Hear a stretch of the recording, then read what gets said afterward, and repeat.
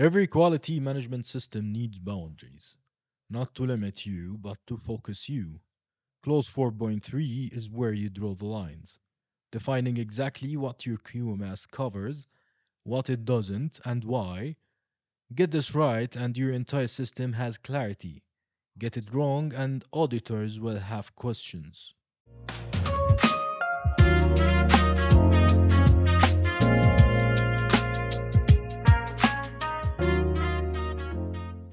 Welcome back to ISO Decoded. I'm Ahmed M. Ibraihm, and this is episode 4.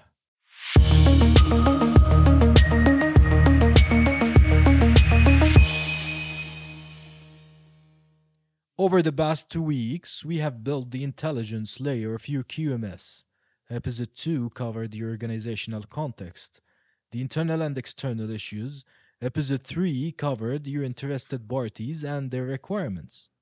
Today, we bring these two inputs together into a critical output, the scope of your quality management system.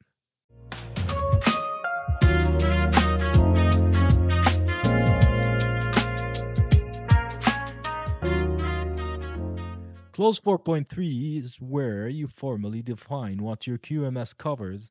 It determines the boundaries and the applicability of your quality management system. And this is one of the few places where ISO 9001 explicitly requires documented information. Let's look at the standard requires.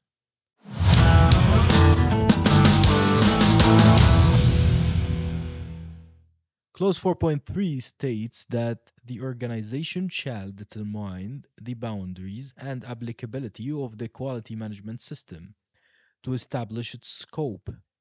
When determining the scope, the organization shall consider the external and internal issues referred to in Clause 4.1 and the requirements of the relevant interested parties, referred to in Clause 4.2.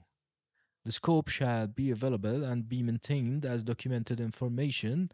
This is important. The scope statement is a required document.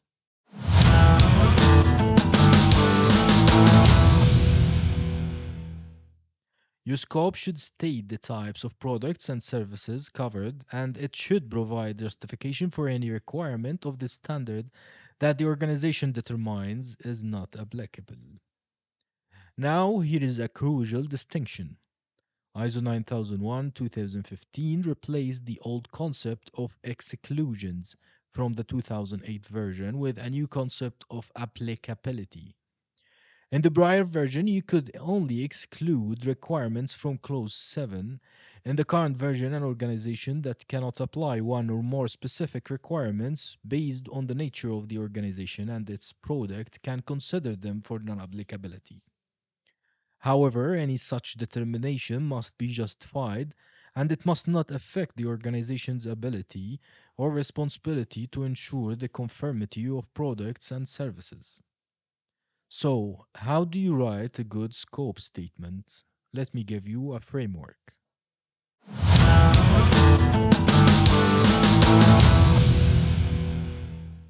Our written scope statement should answer four questions. What products and services does your QMS cover? What locations or sites are included? What processes are within the boundaries? And are there any requirements you have determined to be not applicable? And if so, why? Here is an example for a manufacturing company. The scope of the quality management system covers the design, manufacture, and distribution of precision automotive components to facilities in Detroit, Michigan, and Monterrey, Mexico. Clause 8.3 Design and development is fully applicable as the organization performs product design. And here's an example for a services firm. The scope covers the provision of IT consulting and managed services from our headquarters in London, UK. Clause 8.3 Design and development has been determined as not applicable, as the organization does not design proprietary products or services. All service specifications are determined by client requirements. Notice the key elements: clear products or services, defined locations, and explicit applicability statements with justifications. For many organizations, the QMS applies to all products, services, processes, and locations, as the auditing practice says group notes. For many organizations, the QMS applies to all its products and services, includes all the processes performed at defined locations with established resources, including people. In this case, the scope is straightforward. Complexity arises when only part of the organization is certified. Here is something that trips up a lot of organizations.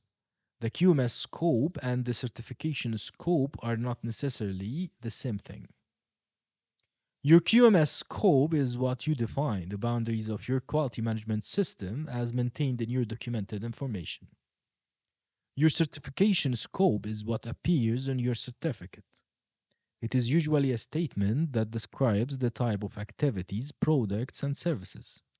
A customer or end user must be able to discern what is covered by looking at your certificate. The certification scope can be narrower than the QMS scope. For example, you might implement ISO 9001 across your entire organization, but only certify certain product lines or locations. However, the certification scope cannot be broader than the QMS scope. You cannot certify what you have not implemented.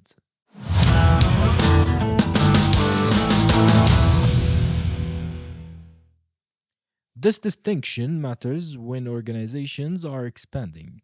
If you add a new service line or open a new location, your QMS scope should be updated and your next surveillance audit should address whether the certification scope needs to be changed. The audit scope is yet another dimension. This refers to the extent and boundaries of the specific audit. Which locations, functions, and time period are covered during that particular audit event. Understanding these three layers of scope prevents confusion during audits.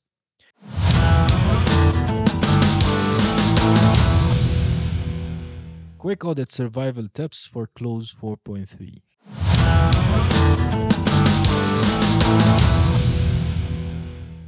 Tip 1. Make sure your documented scope is current and accessible. If an auditor asks to see your scope and you cannot produce it quickly, that is a finding waiting to happen. Tip 2. Ensure your scope aligns with reality. If your scope says you design products, but you actually only manufacture to customer specifications, there is a disconnect that auditors will probe. Step 3. If you claim non-applicability for any clause, be prepared to justify it thoroughly. An auditor will test whether the justification is valid, claiming design and development is not applicable, while you clearly designing custom solutions will raise an unconformity. Tip 4. Remember that scope can change. As your organization evolves, new products, new markets, new sites, revisit and update your scope. The standard says the scope shall be maintained, which implies it is a living document. Tip 5. If you operate at multiple sites, be very clear about which sites are included. Ambiguity here creates audit complications.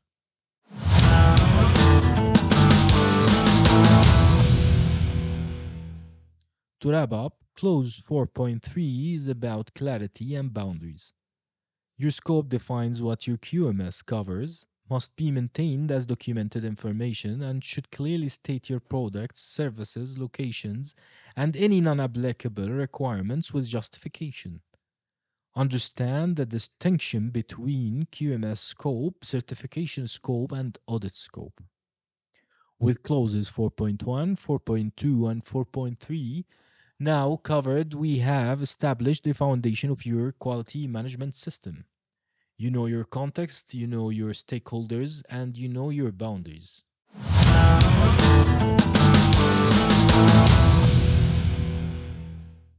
Next week in episode 5, we complete clause 4 with big 1. Clause 4.4 Quality Management System and its processes. This is where we define the actual processes that make your QMS work. It is the engine room of the standard.